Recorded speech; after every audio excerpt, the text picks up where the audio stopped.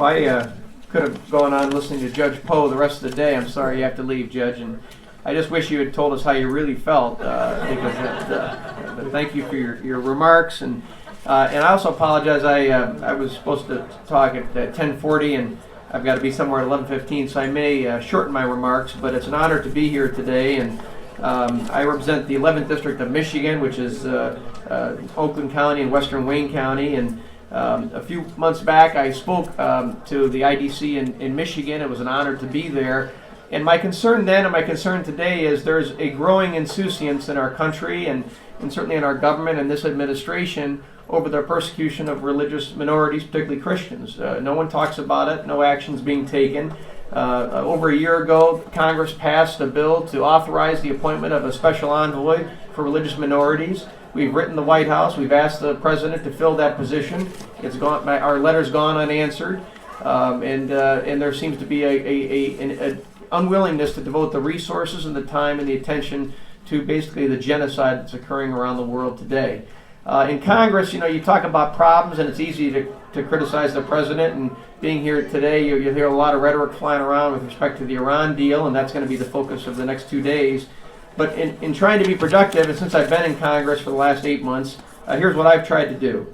I tried to lead an effort in Congress to ensure that locally based relief organizations were able to avoid some of the government bureaucracy and deliver their services and funds to intended targets quicker.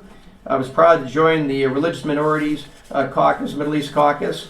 But what we need to do going forward is we need to make sure the president fills the special envoy position for religious minorities.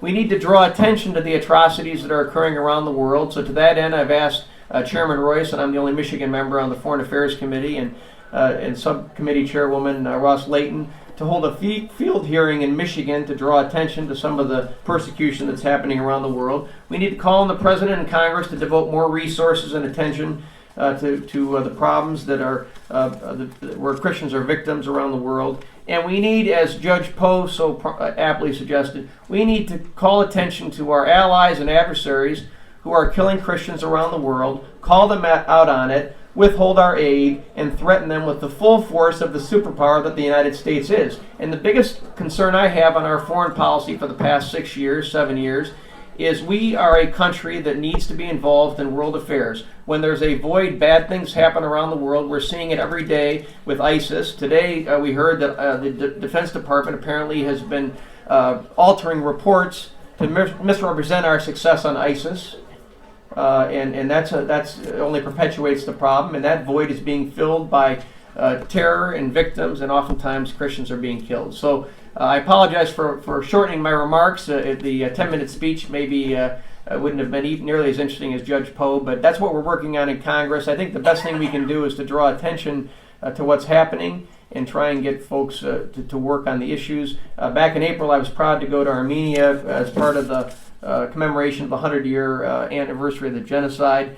The United States the president still won't call it a genocide. And that's the kind of proactive leadership that this country it needs to be known for and needs to fill on the world stage. I'll do my best to fill that void. And again, it's an honor to be here, and I'm proud. I see we have another member here, and it's an honor to be here, and I appreciate the invitation, and I hope you have a productive day here on the Hill. Thank you.